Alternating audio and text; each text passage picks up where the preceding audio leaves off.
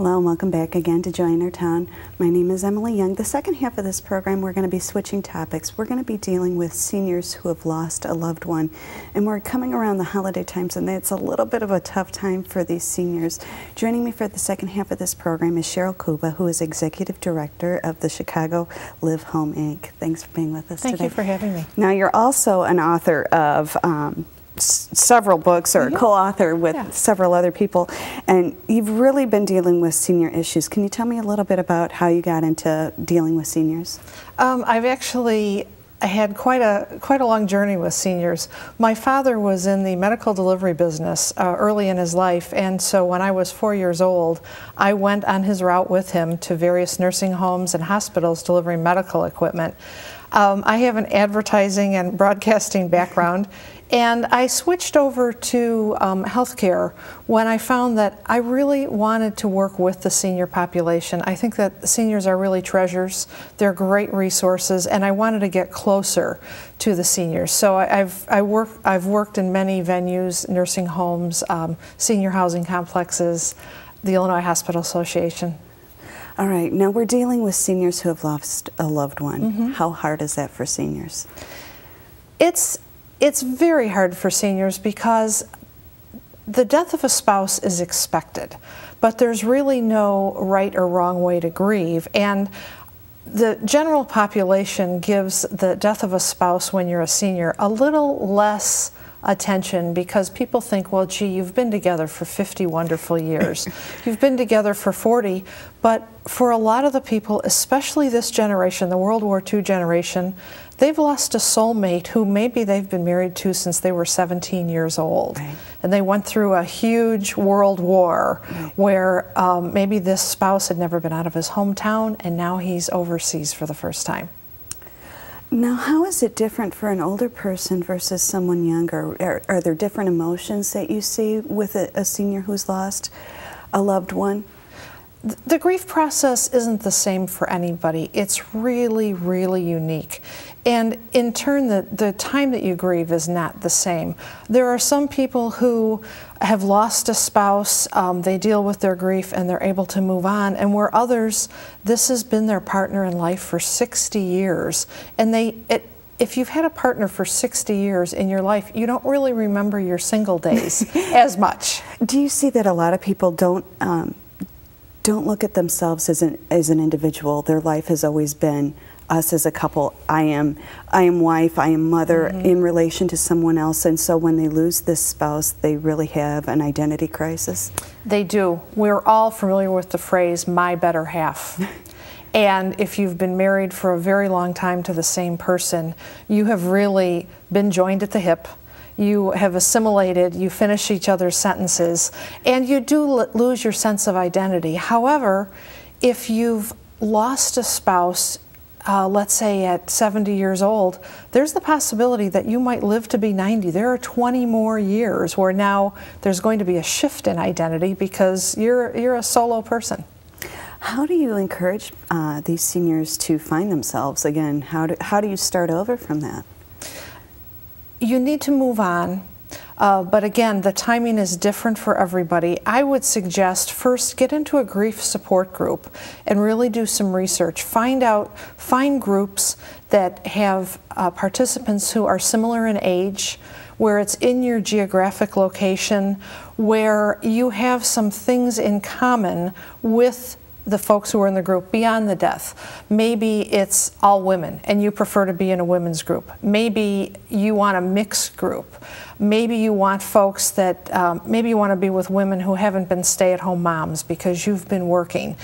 Maybe your husband or wife's death was very sudden and everybody else in the group had a spouse who died after a long illness. So really you have to be a little discerning about the support group that you go into, and also it's critical to find a group that also has one-on-one counseling. Every grief period is unique and every individual is unique. Now, a lot of us outside of the grief may say something that may be taken the wrong way, or there may be some hurts involved. What can we as people outside of the individual who's lost that loved one say to kind of help them through that? The best way to make that bridge and to offer help is to say, I'm sorry for your loss. What can I do to help? Too often, as you mentioned, people say the wrong thing, and people say the wrong things that are a little insensitive because they don't really know what to say. When you've been married for 50 years and then you've lost your spouse, it isn't unusual for people to say, well, you lived with him for 50 years. The grief is still as tough because they've had a partner for 50 years who now that's over. So instead, offer to help, say kind words, and maybe bring up some happy memories. Tell me about your Christmases together. Tell me the best vacation place that you visited. Tell me about your honeymoon. What was really special about going to that particular lake on your honeymoon? Now, those are all things, especially because we're coming into the holidays, where it may be the first time that they've ever had a Thanksgiving or a Christmas or birthdays or whatever, where their spouse is not there. How can you help them?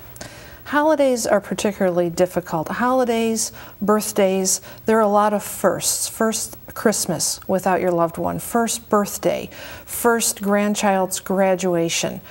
The best way to honor and respect the living spouse is to hold up traditions that the deceased spouse was involved in. Tell us about those traditions. If everybody went to Christmas Eve service and then came home and ate lasagna afterwards, let's keep doing that. We do that in my family. And then talk about those traditions and try to keep them alive. Maybe you can keep them alive with an ornament or a special needlepoint work that you can do. Or maybe there were Bible verses that were particularly special at Christmas and at Thanksgiving. Maybe the prayer at Thanksgiving was special. I've had a couple friends who have lost spouses, elderly friends who have lost spouses recently, and they said they do fine during the week and they do fine at regular daily activities, and then these firsts happens and they're back to square one. But moving on, they should also incorporate some new traditions. Maybe there are some new things that they can do with the grandchildren that are now going to be special, and we can do it this year and we can do it next year, but we can still honor those traditions that happened with the spouse that died. Now, you said people need to offer help. What kind of help should people offer? In times of grief, we all want to be there, we all want to be a support, but we really don't know what to offer, how they need help. What things? As far as offering help, we as helpers need to stay ahead of the ball. Instead of saying, what can I do? What can I do? Because the living spouse right now is swimming underwater. They're not hearing things, they're not focusing on things. Just go ahead and do things. A gentleman who had lost his wife later in life said that one of the neighbors that really kept him going was a neighbor who just dropped off a grocery bag every other day on his front porch. She didn't have a list. She wasn't really sure what his favorite things were, but she dropped off bread and milk and cereal and some cookies and some things that they could just keep going, and he didn't really need to be involved. If you are the spouse that lost your mate, then you should have a list of tasks that people can do. So instead of having to go over things, have a little list that says, you know, the dog really needs to go to the vet on Wednesday. My dry cleaning needs to be picked up. Could you contact these acquaintances that may have not heard that my husband died? Those are the type of things, you know, maybe the couple has a timeshare that it's going to have to be canceled or dealt with, or even the dentist, somebody who you see every 6 months. What we don't want to have happen to a grieving spouse is the dentist to call in 3 months and say, you know, your husband is due for a teeth cleaning. So anticipate those things and say, who would you like me to call? Would you like me to line up a dog walker? Would you like me to take your dog for a few weeks? Now, a lot of people, even not even older people, but a lot of us are reluctant to ask for help or to tell people what they need. How should seniors deal with that?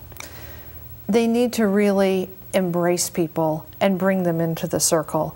Isolation is not helpful at all when you're grieving. Bring people in.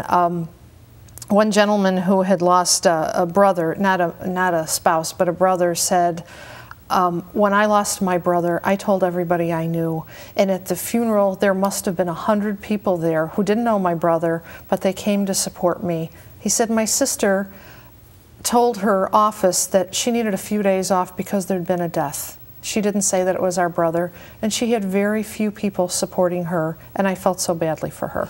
So we need to open up. We need to tell everybody. Now, what are some warning signs that people should look for in case the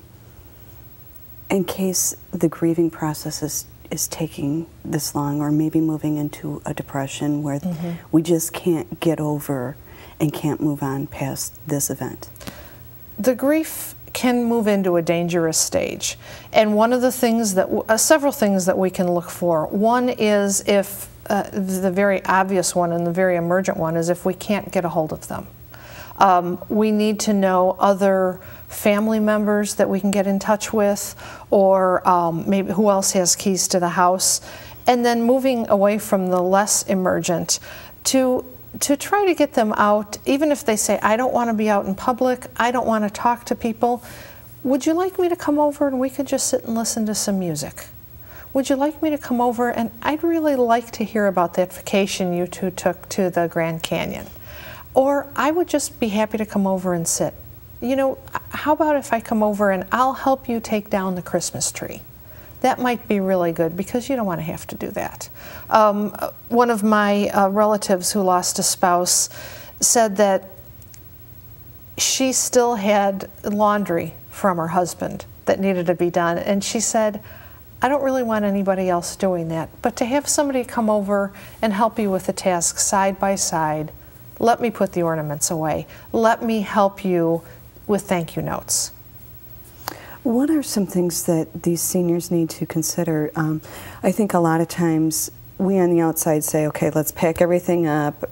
You know, even as children maybe losing a father and mother, we want to come in, we want to clear the place out, we want to take away, you know, anything that might cause bad memories. Is that such a good idea? No, it isn't. Probably the worst, the two worst words you can say to somebody are move on. There's no right or wrong way to grieve, and people need to move on in their own time. So I would ask for suggestions from them. Would you like me to help with the clothing? Do you think you want to donate it? And if they say, I'm not ready to get rid of his clothes, then move on to something else. Would you like me to help get the yard organized? I'd be happy to do that. You know, the lawn does need cutting, or you have a lawn service, why don't I get them over here? It's a lot less personal. And then you might say, if they are overwhelmed with family possessions, I'm not going to be able to live in this big house anymore, I don't know what to do with all this, make suggestions such as, you know, I know that your china and crystal is just dear to you, and now it's overwhelming. Your niece and your granddaughter are both moving into new places. Are there certain pieces that are special to you that you'd like to share with them? So you're not pushing, but that might be a light bulb moment for them. Well, Cheryl, we're out of time for today's program. I want to thank you for being with us. I want to thank you for joining us, and we'll see you next time on Join Our Town.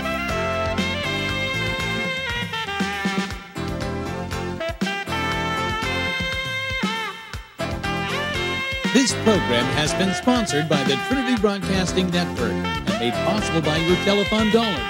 Your continual support can keep Join Our Town brought to your home every day. So write Join Our Town, P.O. Box A, Santa Ana, California, 92711.